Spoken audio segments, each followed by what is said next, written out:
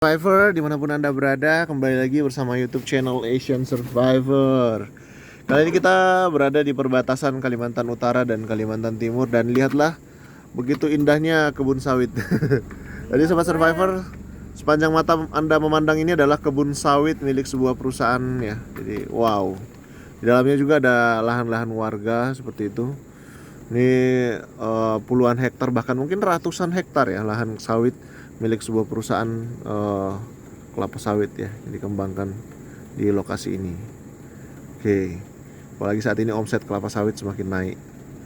Dan saat ini kita sedang ada di Kabupaten Bulu, perbatasan ya. Jadi siap, di sebelah kiri kita ada kelapa sawit. Nah, sebelah kanan kita itu adalah pohon karet, kebun karet ya, kayaknya milik warga lokal. Nah, bersama Kak Ana ini yang akan menjadi driver kita, operator kita untuk menuju ke mana? Mau ke mana nih? Mau ke Kalimantan Timur. Mau ke Kalimantan Timur? Yap. Mau ke provinsi lain gitu ya? Sehari berpindah provinsi gitu ya. Jadi kita siap jalan? Siap. Oke deh. Let's go. Jadi Ana menjadi driver kita sambil menikmati pemandangan. Kita lihat bagaimana kondisi jalan di Kalimantan Utara dan kondisi jalan di Kalimantan Timur. Dua-duanya di lokasi perbatasan ya. Gimana kondisi jalannya, ikuti terus perjalanan kami menuju ke sana. Ini adalah jalan, kita masih di Kalimantan Utara nih. Dan beberapa menit lagi, atau bahkan beberapa detik lagi, kita akan sampai di Berau, di Provinsi Kalimantan Timur. Nah, ini ada papan jalan ini, di sini nih. Tuh, Berau. Berau itu adalah kabupaten, salah satu kabupaten terdekat dengan Kalimantan Utara. Nah, ini dia nih Sobat Survivor. Ini adalah pemisah, gerbang pemisah. Gak ada tulisannya welcome gitu ya? Gak ada. Welcome to. Nah, ini adalah jalan menuju Kalimantan Timur. Ini sudah masuk Kalimantan Timur. Ya. Wow, kita masuk kawasan Kalimantan Timur. Apa yang ada di Kalimantan Timur? Ada Borneo FC, ada Balikpapan ya. Tapi itu cukup jauh ya. Ada 1 jam perjalanan dari sini. IKN, Ibu Kota Negara baru yang ada di Penajam, itu mungkin kurang lebih 1 hari perjalanan dari sini ya. Jadi masih cukup jauh. Apalagi kalau Ana yang berkendara bisa sampai 2 hari ya kayaknya. Nah, inilah kondisi jalannya Sobat Survivor ya, kayaknya sedang dalam perbaikan juga pemerintah provinsi, bukan kayaknya. Ini adalah jalan nasional ya. Harusnya ini adalah PUPR ya yang mengerjakannya. Sudah mulai ada perbaikan ya.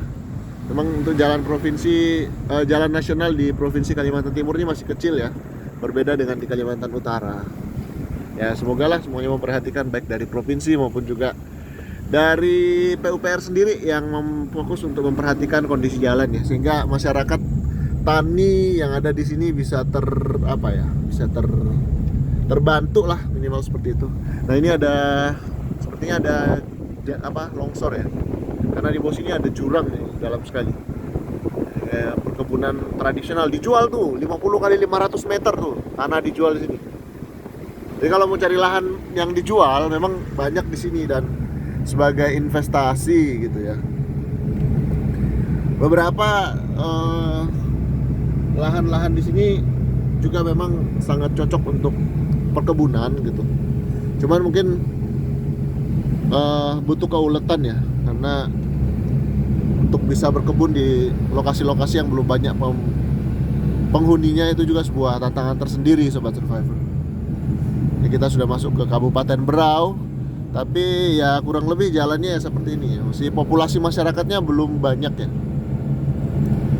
Yang kita jumpai adalah rumah-rumah kosong seperti ini, kadihuni. Biasanya di lokasi ini yang masih banyak pemiliknya itu adalah warga Kabupaten Bulungan ya. Iya.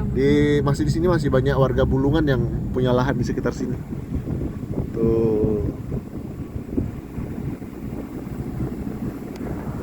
Jadi bagi Anda yang ingin move on dari lokasi lama, mungkin Anda gini loh Sobat Survivor, ini mungkin pendapat pribadi saya, tapi ini bisa menjadi salah satu referensi Anda mungkin ke depannya yang ingin punya lahan.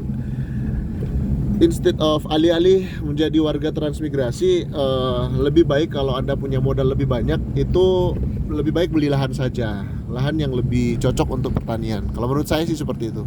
Karena untuk saat ini pembukaan lahan-lahan transmigrasi di Kalimantan Utara itu masih diarahkan ke lahan-lahan gambut yang bisa dikatakan lahan marginal gitu ya. Jadi kalau Anda punya modal lebih, mengapa tidak Anda mengambil lahan, membeli saja lahan-lahan yang jauh lebih menguntungkan. Nah, bagi saya secara pribadi lahan-lahan menguntungkan itu adalah lahan-lahan seperti ini Sobat Survivor. Lahan yang jauh dari banjir, walaupun tinggal seperti itu, nah, itu ada warga yang tinggal jauh dari perkotaan. Tapi sebuah apa ya namanya? Sebuah penghiburan tersendiri lah bisa dikatakan seperti itu. Nah, ini Sobat Survivor. Ini kita masih di Kabupaten Berau. Nah, misalnya kalau ada tempat-tempat seperti ini, warung Cahaya Berkah, soto Makassar, soto ayam dan sebagainya, ini adalah rumah-rumah singgah atau warung singgah. Biasanya berikan fasilitas broadband internet, jadi bisa ada internet connection lah seperti itu. Nah, Sobat Survivor, jalan-jalan yang kita lewati ya seperti ini. Terus ya ini lagi ya. Pemandangannya sangat luar biasa sih, sangat keren. Dari apa ini PUPR ini memberikan kontrol keselamatan dari risiko atau bahaya-bahaya di sepanjang perjalanan, yaitu kontrol administratif berupa tulisan-tulisan peringatan seperti ini Sobat Survivor. Jadi kita di Kabupaten Berau sekarang. Beberapa menit yang lalu kita di Kabupaten Bulungan, Kalimantan Utara, dan saat ini kita sudah di Kabupaten Berau, Kalimantan Timur. Ini drivernya sambil kita ajak ngobrol bisa ya? Boleh. Jadi gimana? Apa? Sudah berapa lama bisa naik mobil? Naik mobil. Bisa naik mobil ya sudah dari kecil. Dari kecil. Ngomong-ngomong, sini barusan panen padi nih. Jadi pondok-pondok seperti ini biasanya dibuat lagi ketika siap-siap untuk panen padi. Jadi ada beberapa titik bekas pondok-pondoknya juga sudah ada. Jadi Sobat Survivor, mereka yang bercocok tanam dengan sistem tunggal atau padi gogo ini, mereka biasanya bermalam untuk menanam padi. Jadi setelah mereka membersihkan lahan, membakar lahan, kemudian mereka bersiap untuk membuat pondok untuk bermalam, karena biasanya menugal itu tidak cuma sehari biasanya. Jadi mereka bermalam menanam dulu. Lalu kemudian setelah itu 6 bulan kemudian mereka datang lagi. Nah, biasanya pondok lama itu sudah tidak difungsikan lagi, mereka harus buat baru lagi. Nah, kita masuk di Sungai Maning ya, Sungai Maning ya. Kita tempat taruh ini kan bubuk. Ya, di bawah sini kemarin kita pasang bubu dan hasilnya lumayan. Tapi sudah butek sih airnya. Karena habis hujan biasanya yang masuk itu jenis baung biasanya. Nah, ini adalah pendidikan usia dini, terus juga apa ini banyak nih rumah-rumah warga Sobat Survivor. Juga ada musola singgah untuk musola Riyadus Solihin Sobat Survivor. Wah, ini jalannya memang gede ini lah ya. Jalannya nggak semulus yang dibayangkan. Ada pohon-pohon beriannya. Terus ini kalau dari sini ke Berau masih setengah perjalanan ya dari sana, atau masih lebih jauh lagi? Kurang lebih kayak kita ke Bulungan. Oh gitu. Nah, ini ada rumah-rumah warga di sini Sobat Survivor. Ini modelnya.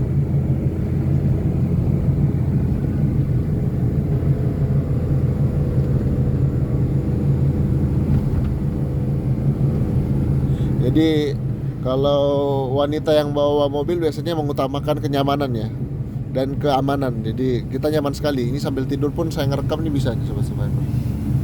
Walaupun jalan-jalan rusak dengan mobil kecil pun tidak terasa goyangannya gitu.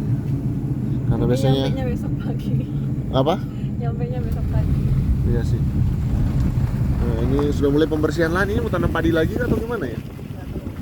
Apakah sudah mulai menanam padi? Kayaknya belum sih ya.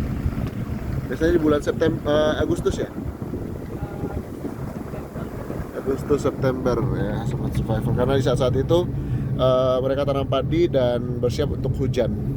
Sobat Survivor, pada saat 2015 lalu ini lokasi-lokasi ini ditutupi sama kabut ya. Jadi ada pembakaran besar-besaran di beberapa titik. Biasanya itu adalah pembukaan lahan perkebunan sawit, sehingga membuat Kalimantan saat itu penuh dengan kabut gitu ya. Bahkan sampai ke Singapura dan Malaysia. Tapi di beberapa tahun terakhir, khususnya 2019, 2020, 2021 hingga 2022 ini semoga tidak ada lagi ya. Jadi sudah mulai tidak ada kabut asap ya. Karena kesadaran masyarakat, khususnya kesadaran perusahaan ya. Karena masyarakat tradisional yang membakar lahan itu sebenarnya tidak membakar dalam skala luas, jadi itu bukan penyebab dari kabut asap sih kalau menurut saya. Penyebabnya adalah pembakaran skala besar oleh perusahaan-perusahaan tertentu. Di sini masyarakat lokal bermukim, dan juga ada masyarakat dari Makassar juga tinggal di sini, dari Sulawesi Selatan maksudnya. Banyak yang tinggal di sini. Mereka bercocok tanam, tapi sebagian juga adalah masyarakat dari daerah Jawa juga gitu, sudah mulai ada juga ikut berkebun di sini. Kalimantan Timur Sobat Survivor. Oke. Jalannya seperti ini, Rek. Banyak lubang-lubang. Ini gigi berapa nih, Bu? Gigi 2. Oke. Sampai teriak-teriak mesinnya. Oke, Sobat Survivor. Aduh. Jalannya joget ternyata Sobat Survivor. Nah, ini tanaman-tanaman buahnya seperti nangka. Ini sayangnya nggak dibungkus ya. Dan sebelah sana itu masih hutan, tapi ya tentu sudah banyak pemiliknya.